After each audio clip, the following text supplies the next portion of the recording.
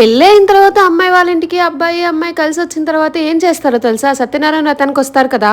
మేమైతే ముత్యాలమ్మ పెట్టుకుంటాం. అలా పెట్టుకున్నప్పుడు పెళ్లి బట్టలు, పారాని, పెళ్లి బొట్టు, బాసకాలు అన్ని కట్టి పెళ్లి కూతుర్ని పెళ్లి కొడుకుని ముత్యాలమ్మ తల్లి దగ్గరికి తీసుకెళ్తాం. అలా టెంపుల్ చుట్టూ 3 సార్లు తిరిగిన తర్వాత ప్రసాదాలు పెట్టేసి హారతిస్తారనమాట.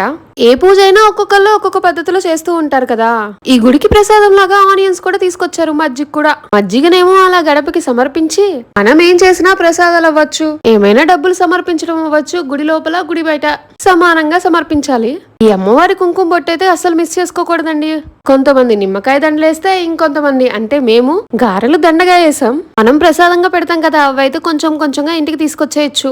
ఈ గుడిలో అయ్యగారు ఉంటారా అంటే అయ్యగారు లాగైతే ఎవరు లేరు. లోపల ఒకళ్ళు బయట ఒకళ్ళు ఎలా చేయాలి అని మాత్రం చెప్తారు. పెరుగన్నం, పొంగలి, ఆనియన్, పుట్నాలు, బెల్లం, గారెలు నాకైతే ఇక్కడి వరకే గుర్తున్నాయి.